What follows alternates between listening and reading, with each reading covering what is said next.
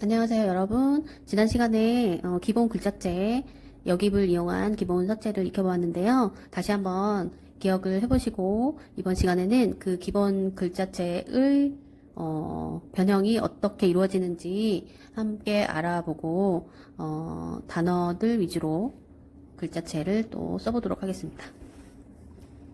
자, 먼저 우리 여깁을 이용한 글자체 썼었는데 어떻게 변형을 하는지 한번 함께 알아볼까요? 자, 캘리에서 많이 쓰이는 꽃이라는 글자를 가지고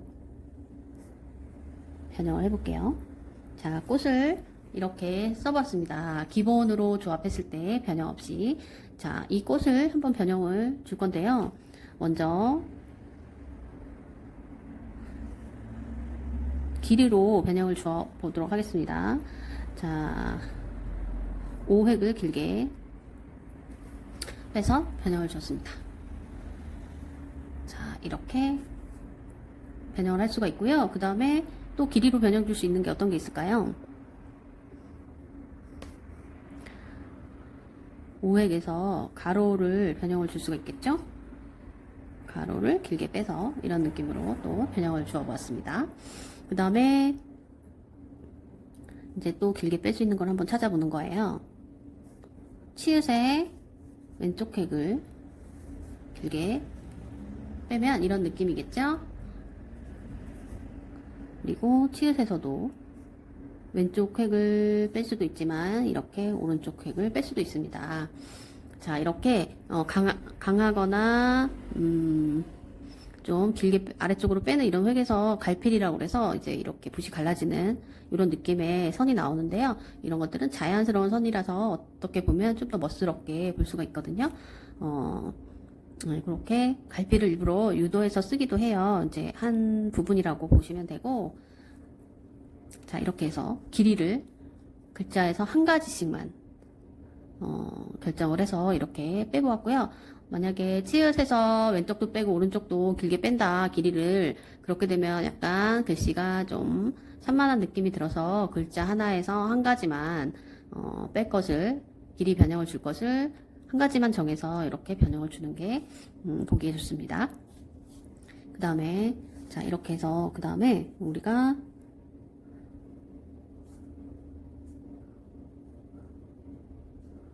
기본으로 조합해서 썼을 때의 봄입니다. 봄에서 굵기를 변화를 준다면, 자, 봄자의 비읍을 가늘게 하고 나머지를 그대로 유지를 할게요. 그 다음에 비읍과 이번에는 오까지 가늘게 했죠. 자, 이번에는 전부 다 가늘게 한다면, 자, 이런 느낌의 새로운 글자체 같이 보이기도 하죠. 이런 느낌의 봄을 만들 수 있겠습니다. 이렇게 이제 한 글자에서도 이런 변형을 통해서 글씨를 달리 보이게 하는 그런 방법을 알아봤고요. 자, 우리 기본 서체 다시 한번 이제 기억을 해보시고 기본 서체를 이용한 단어 한번 써보도록 할게요.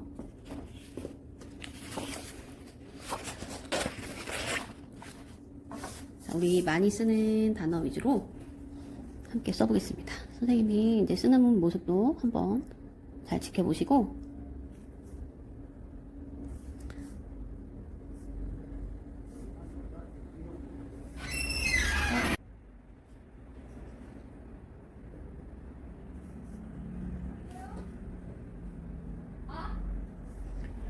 자, 꽃길 아주 많이 쓰는 헬리글귀죠.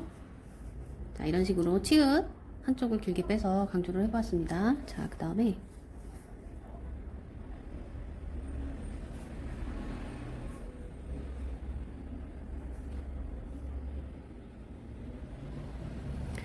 그대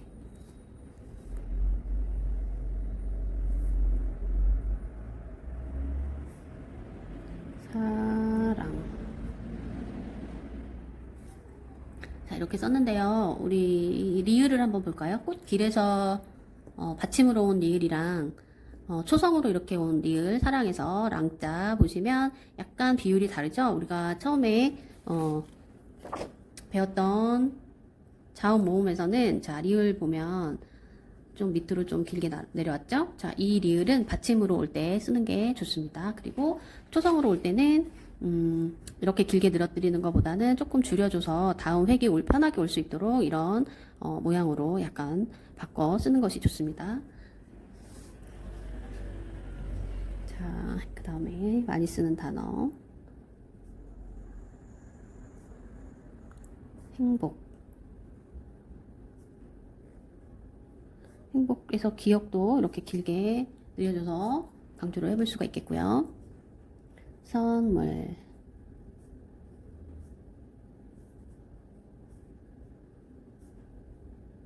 자, 여기서 받침 리을이 또 나오죠?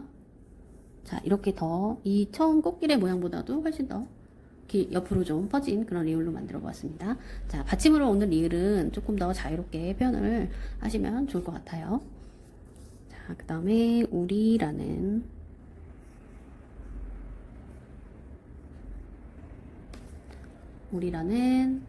단어 써보았고요. 오늘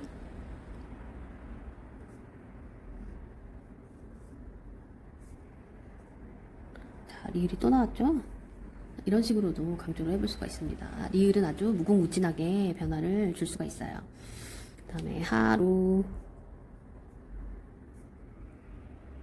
하루에서도 초성 보면 자, 이렇게 간단하게 좁게 이렇게 퍼지지 않고 좁게 변화를 주었습니다. 자, 하루, 그 다음에 하늘 써볼까요?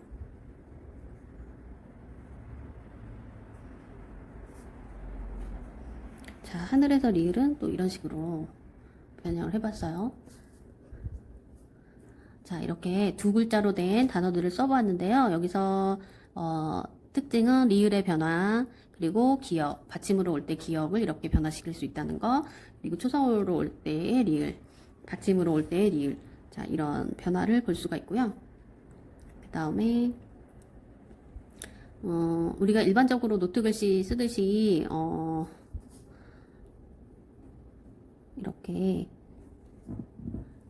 배치를 이렇게 하지 않고 위치를 좀 달리해서 오자와 늘자를 보면 늘자가 훨씬 밑으로 내려왔죠. 배치를 좀 달리해서 변형을 준다는 거, 그게 이제 요 안에 들어있고요. 그리고 지금 오늘도 그렇고 선물, 하늘 이런 것들도 다 배치를 조금 달리해서 표현을 해준 부분이고요. 그리고 글자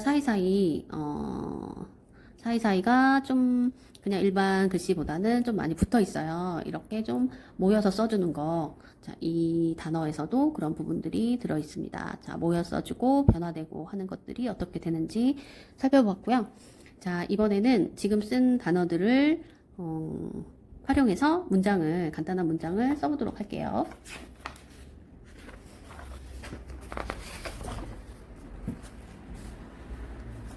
자, 이제 우리 꽃길만 걸어요 라는 말 많이 하죠?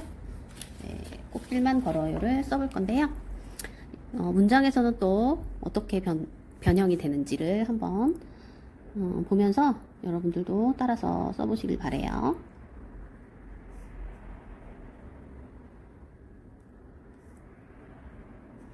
자, 꽃길 사이를 아주 붙여서 썼습니다. 공간이 거의 없게끔 꽃길만 걸어요.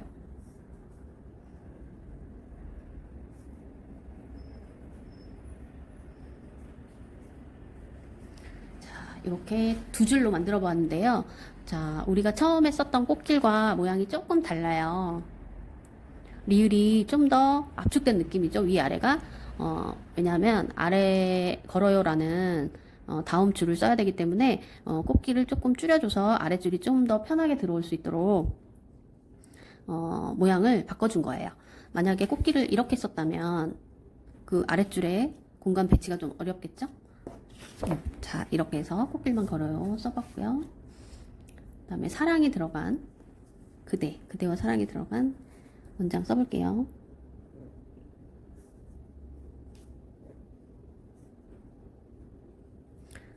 그대를 사랑합니다.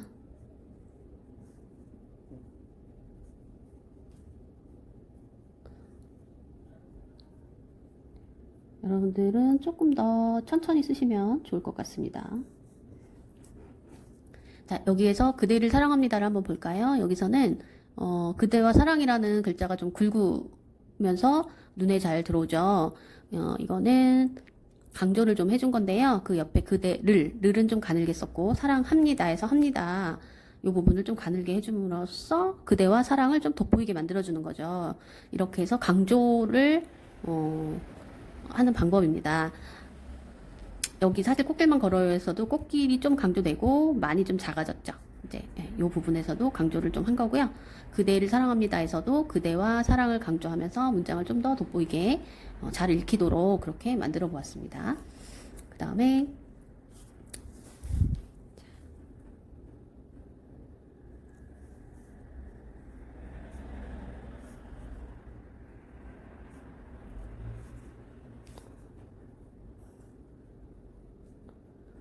오늘은 선물입니다를 쓸 건데요.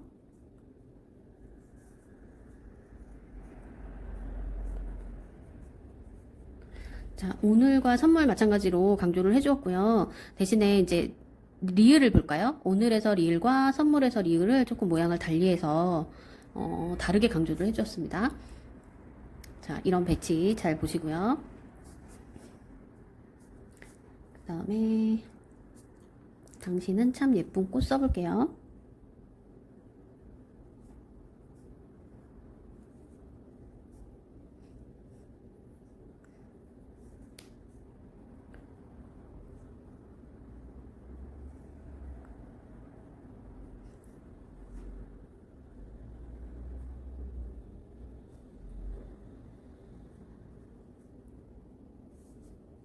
자, 이렇게 해서 당신과 참 그리고 꽃을 이렇게 세 가지를 강조해서 써봤고요. 자, 여기서 은자를 한번 보실까요? 오늘은 선물입니다의 문장에서의 은자와 당신은 참 예쁜 꽃의 은자를 보면 약간 변형을 하긴 했는데 조금 달리 했죠? 여기는 의획을 길게 빼서 모양을 냈고 뒤에 문장에서는 의와 니은을 붙여서 연결해서 길게 빼면서 모양을 냈습니다. 그래서 이런 방법들을 알아두시면 문장 쓰실 때 달리 활용해 보실 수 있겠어요. 자, 이번에는 행복한 하루 써볼까요? 행복한 하루 보내세요.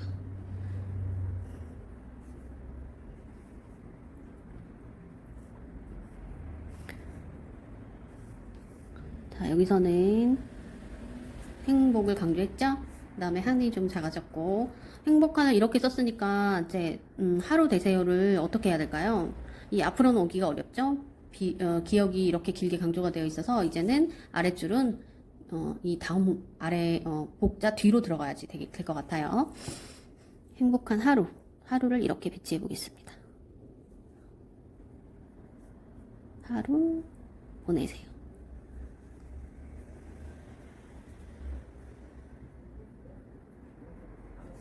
이런 식으로 배치를 할 수가 있겠습니다. 두 줄 배치인데요. 자, 여기서 배치하는 방법도 한번 살펴보면 꽃길만 걸어요와 행복한 하루 보내세요가 이제 같은 배치죠. 첫 줄 나오고 그 뒤쪽으로 아랫줄은 더 들어가서 배치된 거. 그리고 이제 요 세 문장은 첫 줄보다 둘째 줄이 앞쪽으로 배치가 돼서 공통점이 있다면 첫째 줄이 글자 수가 더 작고 아랫줄이 글자 수가 더 많다는 거예요. 이럴 경우에 이렇게 배치를 할 수가 있다는 거 이제 생각을 한번 하시면 다음 본인이 문장을 쓸 때도 도움이 될 것 같아요. 이제 이렇게 해서 이 문장에서는 짧은 문장이지만 주로 많이 쓰는 그런 글귀들을 활용해 보았고요. 강조되는 부분과 되지 않는 부분의 차이점 함께 알아보았습니다. 그리고 문장의 배치가 어떻게 되는지 우리가 노트 글씨 쓰듯이 줄 맞춰서 이렇게 배치하는 경우는 거의 없다고 했죠.